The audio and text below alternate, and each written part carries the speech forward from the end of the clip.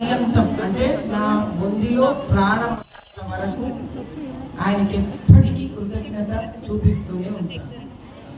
ఆయన రాజకీయంలో లేని ఒక సామాన్యమైన స్త్రీకి ఆయన ఈ అవకాశం ఎందుకు ఇచ్చిందంటే సామాన్య ప్రజలు అర్థం కావాలి. ఇక సాల్రా బాబుని రాజకీయాల ఆయన కూడా రాజకీయ పరంగా ఉన్న వాళ్ళు ప్రజలకు రావడం, వాగ్దానాలు చేయడం, వెళ్ళిపోవడం, రావడం, వాగ్దానాలు చేయడం, వెళ్ళిపోవడం. మళ్ళీ 5 ఏళ్ళకే గుర్తుకొస్తారు వీళ్ళు వాళ్ళకి. వీళ్ళు రేపు వస్తారు, మాకు వస్తారు, రేపు వస్తారు, మాకు వస్తారు అనుకుంటారు. నేను ఈ 4 రోజుల నుంచి పొద్దున సాయంత్రం తిరుగుతూనే ఉన్నా. ఎక్కడక్కడ పాపం వాళ్ళ బాధలు, వాళ్ళ కంటి నీళ్లు చూస్తుంటే అసలు ఒక చోట అయితే నాకు ఏం మాట్లాడో కూడా తెలియక నేను ఇట్లా ఏడుకోవడం తీసుకొని నిలబడితే బాగా చెప్పి నన్ను ఉల్టా సంధాయిస్తున్నారు. లేదు బిడ్డ, లేదు బిడ్డ, నీకు ఓటేస్తా బిడ్డ, నీకు ఓటేస్తా బిడ్డ అంటుంది. నా పరిస్థితి ఎట్లయిపోయిందంటే ఇన్ని నిజాల, ఇన్ని బాధల పొద్దుటి నుంచి ఈరోజు 45-46 డిగ్రీలు ఎండ నాకు తెలియదు. మేము కొండలు దిగుతున్నాం, బార్కాస్ మొత్తం అంతా దిగినాం. ఈరోజు వారణాసి ఇక్కడనే ఉందండి, మీరు ఏం చేసే మనకి అందరం ఇక్కడే ఉన్నాము. ఎంత ఆశ్చర్యమైన విషయం అంటే నీకు చెప్పాలి, పస్మంగా స్త్రీలే కాదు, పస్మంగా పురుషులు, మగవాళ్ళు కూడా అమ్మ తగ్గే అమ్మాయి ఇస్తారు అనడం అనేది అసలు చాలా తెలుసుకోవలసిన విషయం. మనం పూసల బస్తీ ఇక్కడ ఉండేవాళ్ళు నాకు తెలిసి స్త్రీలు గంపల నెత్తి మీద పెట్టుకొని గాజులు, టిక్లీలు అట్లా చిన్న చిన్న స్త్రీలకు కావాల్సిన అమ్ముకోవడానికి వెళ్ళేవాళ్ళు. అది ఒక వృత్తి. ఆ వృత్తిలో వాళ్ళు ఎదగాలి, వాళ్ళకు చక్కగా షాపులు తయారవ్వాలి. ఇదే గాజులు వేసేవాళ్ళు పెద్ద పెద్ద రకాలుగా గాజులు వేయగలగాలి. లక్క గాజులు చేసేవాళ్ళు వ్యాపారం ఇవ్వగలగాలి. వీళ్ళ వల్ల ఆ లక్క గాజులు చేసేవాళ్ళు ఈ చెయ్యిని ముందు పోవట్లేదు, ఎక్కడికక్కడ నరుక్కొని పోతుంది. అట్లా లక్క గాజులు చేసేవాళ్ళు ఆడవాళ్ళే, ఆ రకరకాల గాజులు చేసి అమ్మేది ఆడవాళ్ళే, దాన్ని కొనుక్కునేది ఆడవాళ్ళే. కానీ చివరికి దురదృష్టం ఏంటిరా అంటే వీళ్ళందరినీ ఎదిగింపాలనుకునే రాజకీయ నాయకులు వీళ్ళని ఎదిగిస్తున్నారు. అంతకన్నా భయంకరమైన విషయం ఏంటంటే మోదీ గారి నేతృత్వంలో ఎన్నో లోన్లు వీళ్ళ వరకు చేరవలసిన అవసరం ఉంది. ఈరోజు నేను కుమ్మరవాడి అన్నీ తిరుగుతున్నాను. వాళ్ళని అడిగిన నాకు ఏమైనా వచ్చిందా ఆయన లోన్ అంటే ఏమో మాకేం రాదు. మన పూజల బస్తీకి వెళ్ళినా అమ్మ మీకేమైనా లోన్ వచ్చిందంటే మాకేం 3-4 తప్ప రాలేదు. ఎందుకని అని అంటే అక్కడి నుంచి వస్తున్న లోన్లు, సెంట్రల్ నుంచి వస్తున్న లోన్లు ఇక్కడ ఒక సామాన్యుడికి అందే దాని లోపల ఎన్నో గోడలు, రాజకీయ గోడలు తయారైనాయి. నన్ను ఎంపీగా గెలుచుకోవాలి అనేది మీ కోరిక, అది నేను గెలవాలి అనుకుంటున్నది కూడా నా కోరిక. ఎందుకంటే కేవలం మీ బాధ, మీ సమస్యలు, మీ అభివృద్ధి మోదీ గారికే కాదు, ఇక్కడ రాష్ట్రంలో కూడా జరగకపోతే కూడా నేను ఎవ్వరిని వదిలిపెట్టాను. ఇది ఎంపీ సీటు కదా అని ఇక్కడున్న చీఫ్ మినిస్టర్ వదిలిపెడతాను అనుకున్నాను. నేను చీఫ్ మినిస్టర్ కూడా వదిలిపెట్టాను. ఇక్కడ ఏ పార్టీ ఉంటే ఆ పార్టీని వదిలిపెట్టాను. నాకు మనుషులతో సంబంధం లేదు, నాకు పార్టీలతో సంబంధం లేదు. ఈరోజు నా ముఖం చూసి ఇంతమంది మోదీ గారు నాకు ఇచ్చిన, నా మీద పెట్టిన నమ్మకానికి ఇంతమంది నిలబడ్డారు కదా. మీ అందరికీ ఈరోజు నేను ఒకటే వాగ్దానం చేస్తున్నాను. నా ఆఫీస్ తలుపులు గెలిచిన తర్వాత 24 గంటలు 7 రోజులు 365 రోజులు తెరిచి ఉంటాయి. అక్కడ ఒక బాక్స్ ఉంచుతాం, కంప్లైంట్స్ బాక్స్, గ్రీవియన్సెస్ బాక్స్ అని. ముందు పోయి ఎలక్షన్స్ అయిపోయినాక 7 అసెంబ్లీ వర్గాలలో 7 ఆఫీసులు ఉంటాయి, పెద్ద పెద్ద ఆఫీసులు. అక్కడికి వచ్చి ఒకడు మీ మాట వినక్కన్నది సీరియస్ ఉంటుంది. ఎలక్షన్స్ అయిపోయిన తర్వాత మీ సమస్యలు అందులో రాసి ఆ డ్రాప్ చేస్తూ వెళ్ళిపోతూ ఉంటాయి. అందులో ప్రతి ఒక్కటి బయటకు వస్తుంది. అందులో ప్రతి ఒక్క దాని మీద నేను పోరాడతాను. రాష్ట్రం నుంచి తెప్పిగలిగితే రాష్ట్రం నుంచి తెప్పిస్తాను, సెంటర్ నుంచి తెప్పిగలిగితే సెంటర్ నుంచి తెప్పిస్తాను. కానీ మనందరికీ కావాల్సిన ముఖ్యమైన విషయం ఏంటంటే ఐకమత్యము. ఎన్ని పేర్లతోనైనా మనం విడగొట్టవచ్చు, ఒక రామనామంతో కలపలేదా మనల్ని? జయ బోలో సియావర్ రామచంద్ర కి. అంతే, ఆ ఒక్క పేరు కలపాలి మనల్ని, ఆ ఒక్క రామనామం కలపాలి మనల్ని, ఆ రాముణ్ణి పట్టుకొచ్చిన మోదీ గారి శక్తి కలపాలి మనల్ని. సబ్కా సాత్ సబ్కా వికాస్. ఏ కులము చిన్నది కాదు, ఏ కులము పెద్దది కాదు. మనమందరం భరతమాత బిడ్డలమే. మనం చూపించే దేశభక్తే మనకు పెద్ద కిరీటం.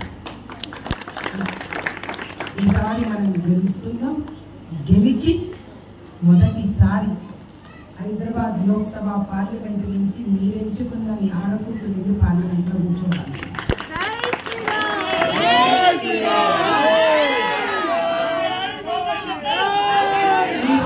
ఈరోజు ఈ లోక్సభ పార్లమెంట్ గురించి దేశమంతనే కాదు, ప్రపంచం అంతా కూడా ఇట్లా కళ్ళు పెట్టుకొని చూస్తుంది. ఏమవుతుంది ఏమవుతుంది ఏమవుతుంది ఏమవుతుంది అని నాకు తెలుసు. మనం గెలిచే బయటకు వస్తామని మనం గెలుస్తున్నాం కదా, అంతే.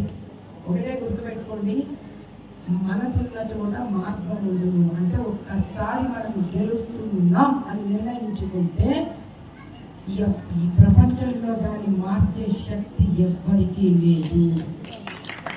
జై శ్రీరామ్. ఎన్ని క్యాంపెయిన్లకు చిన్న చిన్న పిల్లలు పరిగెత్తుతారో తెలియదు. అసలు నేను ఎక్కడెక్కడ క్యాంపెయిన్లకు పోతే చిన్న చిన్న పిల్లలు, వాళ్ళకి ఏం తెలుసో నాకు తెలియదు, వాళ్ళకి నేను ఎవరో తెలుసో తెలీదో కూడా నాకు తెలియదు, నా మొహం తెలుసో తెలీదో కూడా నాకు తెలియదు. కానీ ఎంత ప్రేమతో పరిగెత్తుతున్నారంటే మళ్ళీ నెక్స్ట్ డే లేవాలి, ఆ పిల్లలు వాళ్ళ పనులు చేసుకోవాలి, పరిగెత్తుతూనే ఉన్నారు. ఈరోజు 46 డిగ్రీలలో చిన్న విధవ 5 ఏళ్ళు 6 ఏళ్ళు ఉంటాయి. వాడు పక్కకి జ్యూస్ చల్లగా తాగుతూనే ఉన్నాడు, నాతో పాటు పరిగెత్తుతూనే ఉన్నాడు పొద్దున్న నుంచి కార్యక్రమం అయ్యేదాకా. అంటే అంత స్ఫూర్తి, అంత నమ్మకం. ఎవరో ఈమె ఏమో చేయడానికి వచ్చింది, వాడికి ఏదో నమ్మకం ఉంది నా మీద.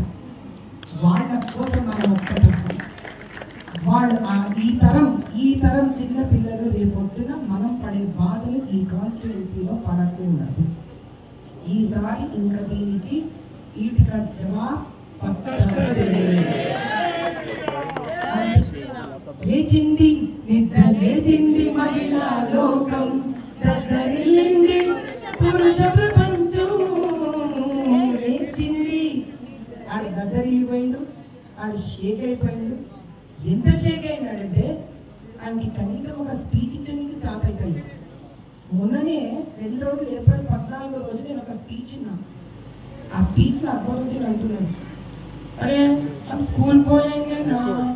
అసలు ఈ టోన్లో వాడు ఎన్నైనా మాట్లాడడం విన్నాము మనం. నేనే हर असेंबली को ये खोलेंगे, हम भी करेंगे. అసలు ఒక మనిషి జాతి ఏదన్నా ఉండదు. పస్మందాలంటే అవును నువ్వు మధ్య పోతున్నావు కాబట్టి నీ బతుకు పస్మంద బతుకుదని అంటాడు వాడు. అనొచ్చు అట్లా ఒక బీదోని, హిందూ అయితే ముస్లిం అయితే దేవుడికి కావాలి. ఒక బీదవాడే రోజు దేవుడు కోరుకుంటాడు.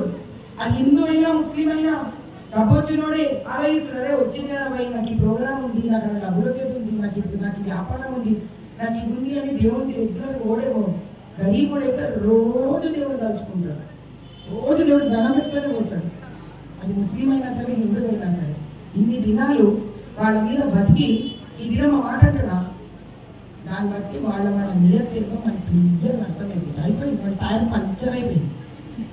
ఇంకా అది పనిచేసే టైర్ కాదు. ఆ పక్కన కట్ గయా, ఓ పక్కన కట్ గయా, బరాబర్ కట్ गया, हमेशा के लिए कटी पतंग है वो सही में हमेशा के लिए कट गया. కానీ మనము ఓవర్ కాన్ఫిడెన్స్ లో పోకూడదు. ప్రతి ఒక్కరి ఇళ్ళ నుంచి వేయాలి, ఓటు వేయాలి, మనని మనం గెలిపించుకోవాలి.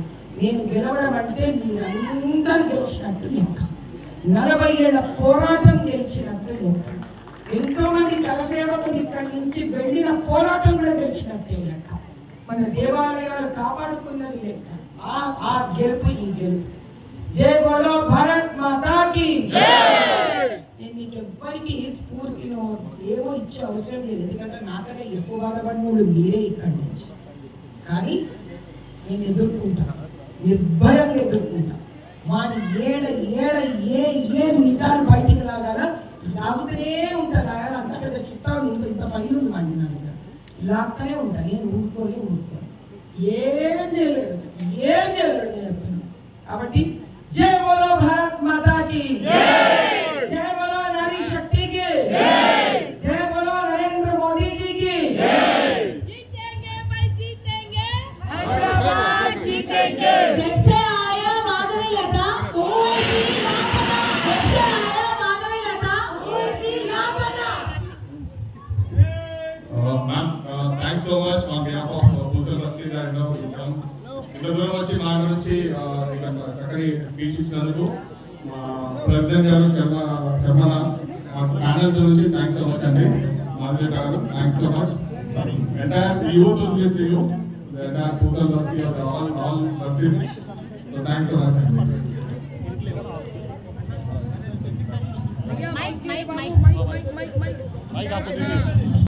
सारे हिंदुस्तान को हिला देने वाली हमारी अम्मा आज हमारे बीच में आई है। सबको पता है वो एपिसोड कौन सा था जिस वजह से 1 घंटे के अंदर सारे हिंदुस्तान को हिला देने वाली यहाँ हमारी अम्मा आई है।